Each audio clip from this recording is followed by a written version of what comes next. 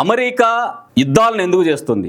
ఎందుకు యుద్ధాలను ప్రోత్సహిస్తుంది? అమెరికా సామ్రాజ్యవాద యొక్క చరిత్ర కనుక మనం పరిశీలిస్తే దేశాలకు మధ్యలో ఘర్షణలు సృష్టించి అమెరికా తన ఆయుధాలను అమ్ముకునేటువంటి దానికోసం ప్రతిసారి కూడా ప్రయత్నం చేస్తా ఉంది. అమెరికా సామ్రాజ్యవాద చరిత్రను కనుక పరిశీలిస్తే అనేక దేశాలను లొంగ తీసుకొని బెదిరించి ఆ దేశాల మీద ఆధిపత్యం చలాయించడం అనేది అమెరికాకు మొదటి నుంచి కూడా ఉన్నటువంటి ఒక అలవాటు. ప్రపంచ అన్ని దేశాల మీద తన ఆధిపత్యాన్ని నిలబెట్టుకోవాలి అంటే ఆయుధాలు అమ్ముకోవాలి, యుద్ధాలు సృష్టించాలి, ఆ యుద్ధాల పేరుతోటి తాను తయారు చేసినటువంటి ఆయుధాలను అమ్ముకోవాలి.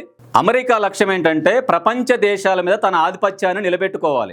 అందుకనే అమెరికా సామ్రాజ్యవాద చరిత్ర గత అనేక సంవత్సరాలుగా చూసుకున్నా ప్రపంచంలో తనకు వ్యతిరేకంగా మాట్లాడే దేశాలని, ప్రపంచంలో తన మాట వినని దేశాలని, తమ యొక్క ఆంక్షలని ధిక్కరించే దేశాలని, అమెరికా సామ్రాజ్యవాదానికి లొంగి ఉండనటువంటి దేశాలని ఆక్రమించుకోవటం, దురాక్రమణ పూర్తంగా చేయటం అనేటువంటిది అమెరికాకు ఉన్నటువంటి ఏకైక లక్షణం. అందుకని గతంలో సద్దాం హుసేన్ ని, ఇరాక్ అధ్యక్షుడు ఉన్నటువంటి సద్దాం హుసేన్ ని అత్యంత ఘోరంగా హింసించి ఉరిదీసినటువంటి చరిత్ర అమెరికా ఉన్నది. లిబియా నేతను గడాపిని కూడా చిత్రహింసలు పెట్టి చంపింది. అనేక దేశాధినేతలను చంపుతున్న చరిత్ర అమెరికాకు ఉన్నది. దాంతో పాటుగా అనేక దేశాలను ఆక్రమించుకోవటం, కానీ ఆక్రమించుకున్న తర్వాత ఆ దేశాల పరిస్థితి ఏంటనేది ఇప్పుడు చాలా మంది నిపుణులు, మేధావులు కూడా మాట్లాడుతూ ఉన్నారు. అమెరికా తన ఆధిపత్యం నిలుపుకునే దానికోసం, అమెరికా తన ఆయుధాలని అమ్ముకునే దానికోసం, అమెరికా తన ఆర్థిక ఆధిపత్యాన్ని, సైనిక శక్తిని ప్రపంచవ్యాప్తంగా అగ్రరాజ్యంగా నా దేశమే ఉండాలి, నేనే ఉండాలి, ప్రపంచంలో అన్ని దేశాలు నేను చెప్పినట్టే వినాలి, నాకు అణిగిమణిగి ఉండాలని చెప్పేసి కోరుకుంటున్నటువంటి అమెరికా సామ్రాజ్యవాదానికి వ్యతిరేకంగా ప్రపంచవ్యాప్తంగా అనేక దేశాలు ఇవాళ గలం ఇప్పుతా ఉన్నాయి, మాట్లాడుతూ ఉన్నారు. అందుకనే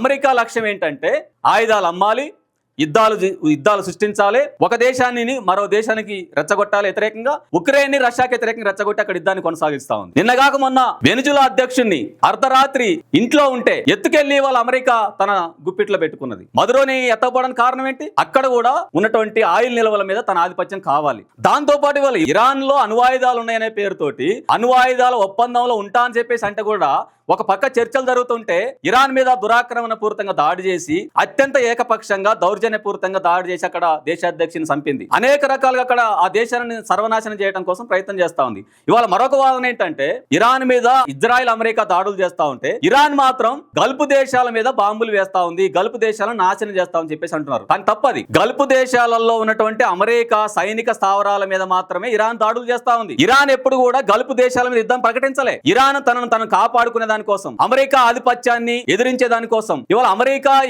ఎక్కడి నుంచి యుద్ధం చేస్తా ఉంది? అమెరికా ఇరాన్ చుట్టుముట్టున్నటువంటి గల్ఫ్ దేశాల్లో ఉన్నటువంటి ఆ యొక్క అమెరికా సైనిక ఆధిపత్యంతో ఇరాన్ మీద యుద్ధాలు చేస్తా ఉంది. అందుకనే ఇవాళ సైనికంగా ఎంత బలహీనంగా ఉన్నప్పటికీ ఇరాన్ ఇజ్రాయెల్ ని, అమెరికాని ఏకోన్ముఖంగా ధీటుగా ఎదుర్కొంటూ ఇవాళ గల్ఫ్ దేశాల్లో ఉన్నటువంటి అమెరికా మిలిటరీ స్థావరాల మీద మాత్రమే దాడులు చేస్తా ఉంది తప్ప గల్ఫ్ దేశాల ప్రజల మీద గాని, గల్ఫ్ దేశాలని విధ్వంసం చేయడం గాని ఇరాన్ యొక్క పనిగా లేదని చెప్పేసి మనం అర్థం చేసుకోవాల్సిన అవసరం ఉంది. కాబట్టి ఈ రకంగా అమెరికా తన ఆధిపత్యాన్ని, అమెరికా అంటే మాకు ముఖ్యంగా మూడు గుర్తొస్తాయి: సామ్రాజ్యవాదమైన, అమెరికా సామ్రాజ్యవాదమైన మూడు అంశాలు. ఒకటి ఆర్థిక ఆధిపత్యం, రెండోది ఆయిల్ ఆధిపత్యం, మూడో అతి ముఖ్యమైనది ఆయుధాల ఆధిపత్యం. అంటే ఆయుధాల పేరు తెప్పి లేదంటే అగ్రరాజ్యం పేరు చెప్పి అన్ని దేశాలని లొంగ తీసుకోవటం, అన్ని దేశాలని బెదిరించడం అనేటువంటిది అమెరికా లక్ష్యం. ఇవాళ సామ్రాజ్యవాదం ముఖ్యమైన లక్షణం ఏంటి? గతంలో అనేక దేశాలని అమెరికా సామ్రాజ్యవాదం, అమెరికా తన ఆధిపత్యం కోసం అనేక దేశాలని సర్వనాశనం చేసిన చరిత్ర అమెరికాకు ఉన్నది. చాలా మంది మాట్లాడుతా ఉన్నారు అణ్వాయుధాల పేరుతోటి నియంత్రాజు కాబట్టి, నియంత పాలకుడు కాబట్టి అక్కడ దేశాధినేతను ఇరాన్ లో చంపిర్రు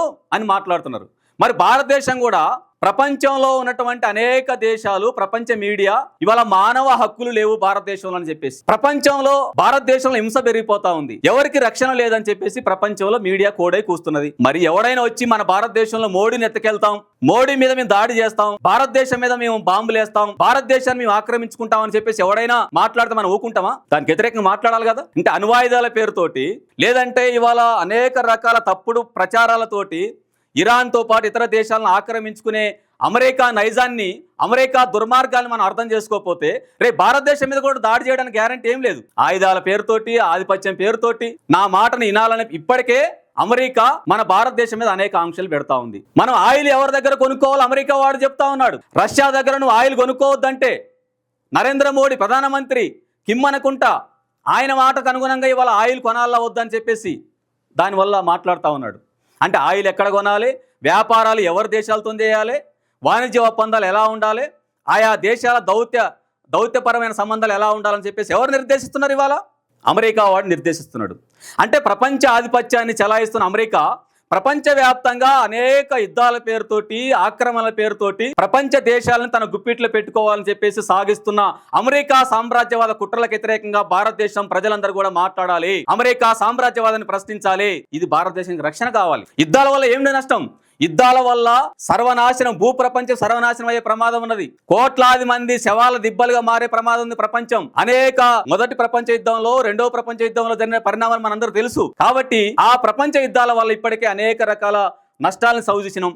కాబట్టి యుద్ధాలు కోరుకునేటువంటి సంస్కృతి కాదు. కానీ దెయ్యాలు వేదాలు వల్లించినట్టుగా ప్రపంచ ప్రజల కోసం మాట్లాడుతున్నట్టుగా అమెరికా ఇవాళ భారతదేశంలో ఉన్నటువంటి వాళ్ళు కూడా ఇరాన్ మీద జరిగిన దాడిని సమర్థిస్తూ మాట్లాడుతూ ఉన్నారు. అంటే హింసను కోరుకునే వాళ్ళు, హింస చేసేవాళ్ళు, అసలు హింసనే తన ప్రధాన లక్ష్యంగా పెట్టుకున్నటువంటి వాళ్ళు ఇవాళ అదే మాట్లాడతారు. ప్రజల ప్రాణాలు, ప్రజల యొక్క రక్షణ, ప్రజల యొక్క మంచి చెడ్డల గురించి, ప్రజల యొక్క క్షేమం గురించి మాట్లాడే చరిత్ర అమెరికాకి లేదు. ఇవాళ అమెరికాని మద్దతు ఇచ్చి మాట్లాడుతున్నటువంటి బీజేపీ పార్టీకి లేదు. సామ్రాజ్యవాదానికి ఎప్పుడైనా బీజేపీ పార్టీ మద్దతుకు నిలబడతా ఉంది. ఆనాడు స్వతంత్ర పోరాటంలో సామ్రాజ్యవాదాన్ని బలపరిచి, సామ్రాజ్యవాదులకు అనుకూలంగా వ్యవహరించి, వాళ్ళ బూట్లు నాకి, వాళ్ళ దగ్గర లొంగుబాటు ప్రదర్శించిన వారసత్వం బీజేపీ పార్టీ. ఇవాళ అదే బీజేపీ అమెరికా సామ్రాజ్యవాదానికి లొంగి వ్యవహరిస్తా ఉంది. భారతదేశ సార్వభౌమత్వాన్ని అమెరికా వాడి కాళ్ళ దగ్గర తాకట్టు పెడతా ఉంది. అంతర్జాతీయ న్యాయ చట్టాలకు విరుద్ధంగా దేశాలను ఆక్రమించుకుంటుంటే, దేశాల మీద దాడులు చేస్తా ఉంటే, దేశాలను యుద్ధాల పేరుతో ధ్వంసం చేస్తా ఉంటే ఆ ప్రమాదాన్ని వ్యతిరేకించి మాట్లాడాల్సిన నరేంద్ర మోడీ ఇవాళ అమెరికాకు మద్దతుగా నిలబడటమా, ఇజ్రాయెల్కి మద్దతు నిలబడటమా? ఇది ఎలాంటి నీతి?